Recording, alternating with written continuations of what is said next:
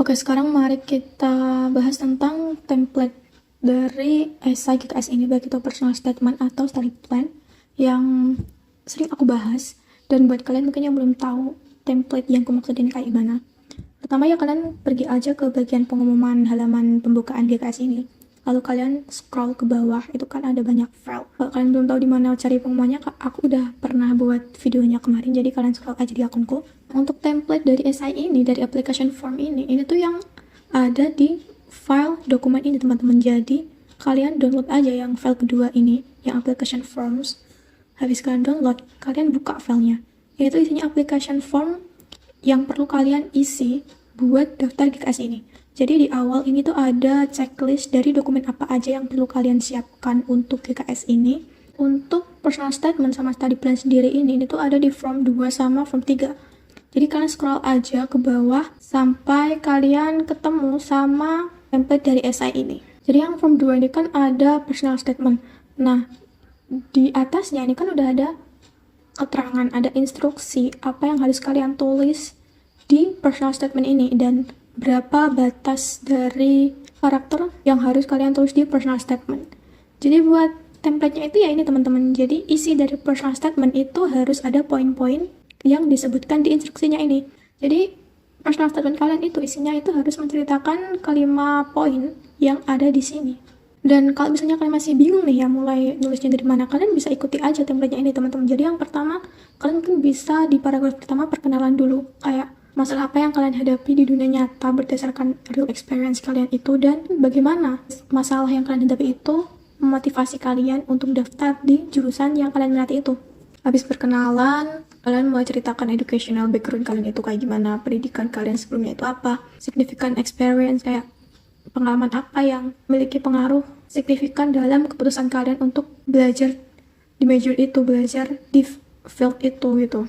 Kemudian person or events that have had a significant influence, ini kayak ya entah itu orang ataupun experience ataupun pengalaman yang kalian miliki dalam hidup kalian selama ini itu yang memiliki pengaruh besar terhadap hidup kalian itu apa, yang mendukung keputusan kalian untuk study. Dan habis itu kalian bisa ceritakan apakah kalian kayak punya penghargaan atau mungkin publikasi atau mungkin skill yang kalian punya itu apa. Terus ya kayak aktivitas-aktivitas lainnya itu kalian ceritakan di akhir-akhir gitu. Kalian bisa kayak ya kilas balik aja lagi kayak di awal, motivasi kalian di awal itu apa, sambungkan ke tujuan kalian di masa depan. Kalian mau bantu orang kayak gimana, kalian mau menawarkan solusi dari permasalahan yang kalian hadapi di awal itu kayak gimana. Jadi sebenarnya aku kemarin itu juga ngikutin dari poin-poin ini teman-teman, mulai dari pembahasan awal kemudian seterusnya itu kayak gimana, aku ikutin aja poin yang ada di sini. Berapa panjangnya itu kalian bebas, yang penting kalian gak melebihi aturan yang ada di 17.000 karakter ini. Mungkin yang agak susah biasanya itu cari paragraf pembukanya ya, kayak kalian cari cerita yang menarik dari hidup kalian yang bisa membuat baca ini langsung penasaran sama cerita hidup kalian gitu. Nah selanjutnya buat study plan ini tuh sama kayak yang personal statement sebelumnya. Untuk instruksinya ini juga udah ada di atasnya, ini udah dijelaskan apa yang harus kalian tulis, dan ini tuh ya kelihatan lebih simple gitu ya daripada personal statement. Dan isinya yang membedakan itu isinya. Kalau di personal statement itu kalian lebih tekankan tentang background kalian, tentang pengalaman kalian yang melatar belakangi kalian untuk ambil jurusan dan belajar di Korea. Lebih banyak cerita tentang kehidupan kalian, tentang personal story kalian. Sedangkan di study plan, ini kalian cerita tentang apa yang mau kalian lakukan di masa depan. Jadi kan kayak kalau personal statement itu kalian menceritakan pengalaman-pengalaman yang udah kalian lakukan. Tapi di study plan ini tuh menceritakan tentang apa yang mau kalian lakukan di masa depan. Yang pertama ini ada language study plan. Jadi kayak kalian harus nulis kalian itu mau rencana belajar bahasanya itu kayak gimana nanti di sana, nanti untuk bahasa Korea kalian atau mungkin bahasa Inggris kalian yang kalian perlukan untuk bisa menyelesaikan pendidikan kalian di sana nanti. Jadi selain study plan selama kuliah, kalian juga harus nulis study plan buat sekolah bahasa. Poin pertama ini juga adalah goal of study and study plan. Kalau aku kemarin, aku di section pertama itu aku tulis untuk language study plan. Jadi kayak rencana belajar bahasa Korea itu kayak gimana.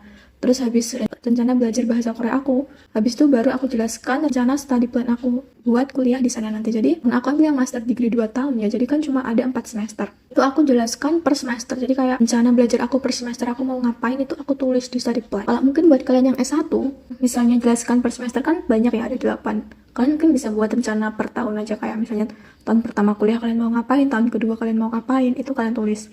Kemudian yang terakhir itu ada point future plan after study. Jadi ini tuh bercerita tentang kalian habis lulus nanti mau ngapain. Kalian mau jadi apa, rencana kalian itu gimana. Entah kalian mau balik ke negara kalian, atau mungkin kalian mau cari pengalaman dulu di Korea, itu ya kalian ceritakan aja teman-teman. Buat alasan pemilihan univ dan detailnya itu kalian bisa taruh aja di study plan saranku daripada di personal statement. Alasan pemilihan univ, kalian itu bisa masukkan di poin setelah rencana sekolah bahasa. Jadi kayak di poin kedua ini, goal of study and study plan, kalian mungkin bisa ceritakan dulu alasan kalian milih univ kalian itu apa. Buat yang embassy, kalian bisa ceritakan secara ringkas aja, kayak 1-2 kalimat yang menceritakan kenapa 3 univ yang kalian pilih itu mendukung studi kalian.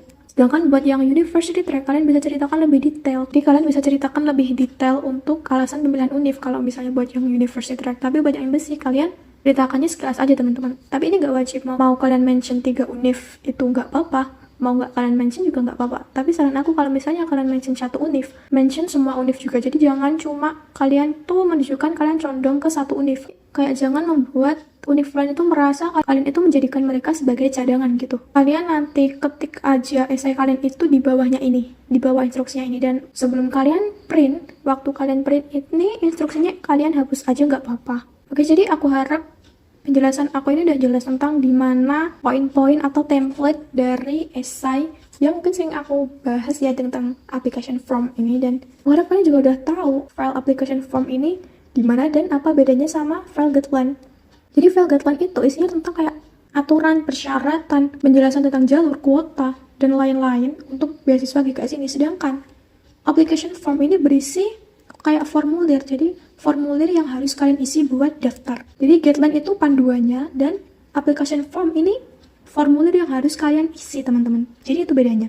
Jadi kalian download aja tuh semua file yang ada di lampiran pengumuman pembukaan GKS itu. Jadi semoga informasi ini bisa membantu ya.